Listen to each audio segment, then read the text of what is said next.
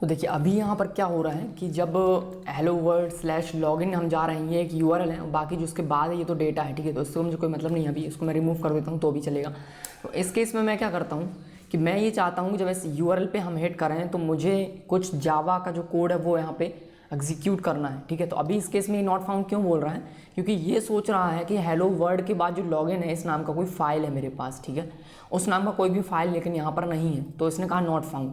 लेकिन मैं क्या चाहता हूँ, इस नाम का कोई फाइल नहीं बनाना, मुझे इस यूआरएल से एक जावा कोड मैप करना है जो कि जावा कोड रन हो और फिर वहाँ से हमको रिस्पॉन्स मिले, जिसको हम कहते हैं डायनेमिक रिस्पॉन्स, ठीक है। ये है। तो एक एग्जांपल और मैं आपको दिखाता हूँ। जैसे कि हमने एक ई कॉमर्स वेबसाइट क्रिएट किया, तो हम जैसे ई कॉमर्स के होम पे जाना चाहते हैं या फिर स्टोर में, तो मैंने लिखा है हेलो वर्ल्ड के बाद स्टोर। तो स्टोर में मैं क्या करता हूँ, सारे यहाँ पर प्रोडक्ट्स को शो करना चाहता हूँ, ठीक है। ये प्रोडक्ट्स मैंने शो किए, तो ये प्रोडक्ट्स कहाँ से आए, क्या HTML पेजेस बने बनाए रखे हैं वो आ गए हैं, ऐसा नहीं है। तो ये प्रोडक्ट्स आते हैं डेटाबेस से, तो वो डेटाबेस से कम्युनिकेट किया हमने, जावा कोड लिखा, फिर वो जावा कोड एग्जीक्यूट हुआ, सारे प्रोडक्ट्स मिले, वो सारे प्रोडक्ट्स हमने HTML में दिखाए। तो वो हमको करने के लिए एक जावा कोड यहाँ पर रन करना पड़ेगा इस यूआरएल पे। तो वो हम कैसे करेंगे ना, यहाँ पर हम देखेंगे। तो यहाँ पर हम क्रिएट करेंगे सर्वलेट। सर्वलेट क्या है, सर्वलेट एक क्लास है, ठीक है, जावा की एक क्लास है जो कि स्पेशल इसलिए है क्योंकि उसमें ये कैपेबिलिटी है कि वो किसी भी रिक्वेस्ट को हैंडल कर सकते हैं, और उसमें कुछ टूल्स हैं जिसकी हेल्प से हम रिक्वेस्ट को हैंडल कर सकते हैं और रिस्पॉन्स जनरेट करके वापस क्लाइंट को सेंड कर सकते हैं, ठीक है।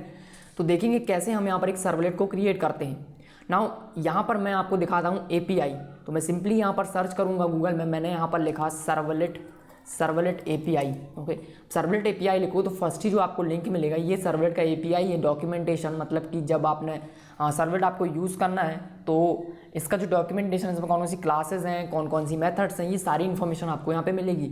तो इसमें आप देखोगे जावा x.सर्वलेट में यहाँ पर एक है जेनेरिक सर्वलेट ही क्लास है, ठीक है। तो इस क्लास में वो कैपेबिलिटी है कि रिक्वेस्ट को हैंडल कर सकती है, ठीक है। तो अभी मैं क्या करूँगा, मैं इस जेनेरिक सर्वलेट का ऑब्जेक्ट क्रिएट नहीं कर सकता हूँ, मुझे एक अपना इम्प्लीमेंटेशन करना है, तो वहाँ मुझे अपना कोड लिखना पड़ेगा।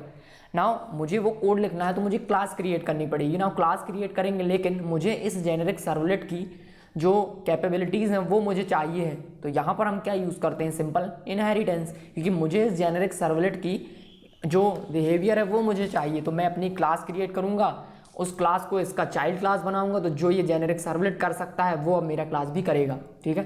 तो जेनेरिक सर्वलेट क्या कर सकता है वो मैं आपको दिखा दूं पहले तो यहाँ पर आप देखेंगे defines a generic protocol independent servlet. क्या चीज़ें हैं इसको हम देखेंगे, अभी इसको आप छोड़ दीजिए ना। यहाँ पर आप देखो, जब मैं रिक्वेस्ट सेंड करूँगा और जब मैं क्लास बना लूँगा और मैं उस यूआरएल के साथ इस क्लास को मैप कर दूंगा। मैप करने का मतलब ये है कि जब भी वो रिक्वेस्ट आती है तो आपको ये वाला सर्वलेट यहाँ पर रन करना है, ठीक है। तो इसके लिए क्या करेंगे, हम इसका चाइल्ड क्लास क्रिएट करेंगे ना। वो जो कोड आप रन करना चाहते हो वो करेंगे आप सर्विस के अंदर, इस सर्विस मेथड को ओवरराइड करेंगे और इसके अंदर वो कोड लिखेंगे। तो जो कोड इसके अंदर लिखेंगे वो कॉल होगा जब आप मैं उस यूआरएल पे मैं हिट करूंगा। तो आते हैं सर्वलेट को क्रिएट कर लेते हैं। तो यहाँ पर जो SRC फोल्डर, इसके अंदर हम सर्वलेट क्रिएट करेंगे। तो सर्वलेट क्या है, एक क्लास है सिंपल सा। तो मैंने कहा न्यू क्लास क्रिएट करना है मुझे, मैंने एक न्यू क्लास क्रिएट किया है। इस क्लास का नाम मैं रख देता हूँ, मैंने इसको कहा लॉगिन सर्वलेट, क्योंकि ये एक सर्वलेट है, ठीक है। मैं ये एक चाइल्ड क्लास होगा जेनेरिक सर्वलेट का, क्योंकि वो सर्वलेट है। तो मैं यहाँ पर एक कन्वेंशन फॉलो करता हूँ कि इसको मैं नाम दूंगा लॉगिन सर्वलेट, ठीक है। तो लॉगिन सर्वलेट मैंने क्रिएट किया। इसके बाद यहाँ इसका सुपर क्लास किसे बनाना है, तो अभी मैं इसको यहाँ से छोड़ देता हूँ, सिंपली हम करेंगे फिनिश पे क्लिक, ठीक है। तो अभी आप देखोगे मैंने क्लास क्रिएट किया है, सिंपल क्लास है ये अभी कुछ भी नहीं कर सकता ना। मुझे स्पेशल क्लास बनाना है इसे, तो स्पेशल कैसे बनाऊंगा मैं, जेनेरिक सर्वलेट का सब क्लास क्रिएट करके।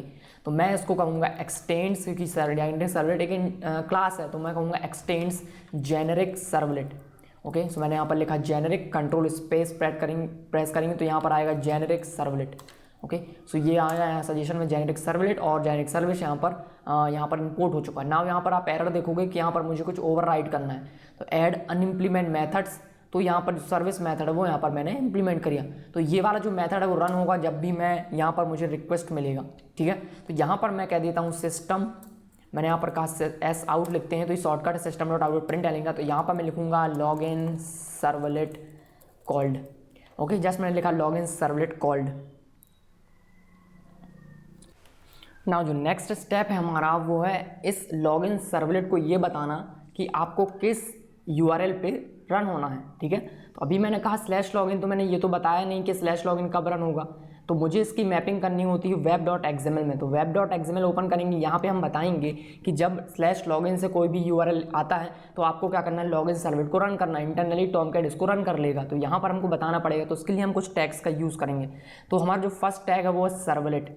सबसे पहले ये सर्वलेट टैग का यूज़ करेंगे। इसके अंदर हमको चाइल्ड क्रिएट करना है, कुछ इसमें डेटा पास करना है। सबसे पहला है, हमने यहाँ पर कहा सर्वलेट, ये रहा सर्वलेट क्लास और सर्वलेट नेम। तो हमने कहा सर्वलेट नेम सबसे पहले, ओके। सर्वलेट नेम का वैल्यू हमको पास करना है, तो ये यूनिक होगा, अभी मैं आपको दिखाऊंगा कैसे। तो मैंने इसको नाम दिया लॉगिन, ठीक है, कुछ भी आप नाम दे सकते हैं। नाउ सेकेंड है, यहाँ पर मैंने कहा सर्वलेट क्लास। तो यहाँ पर आपको सर्वलेट का क्लास पास करना, कौन सी क्लास को आप रन करना चाहते हो। तो लॉगिन सर्वलेट, ये कहाँ है, SRC के अंदर डिफॉल्ट पैकेज में।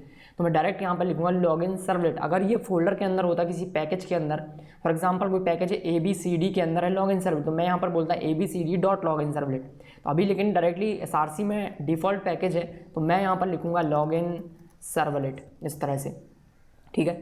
नाउ ये मैंने बताया सर्वलेट नेम क्या है, छोड़ दीजिए अभी उसको। ना यहाँ पर मैंने बताया ये वाली क्लास रन करना है, लेकिन ये नहीं बताया कि इस क्लास को किस URL पे रन करना है। तो वो मैं करूँगा सर्वलेट मैपिंग में।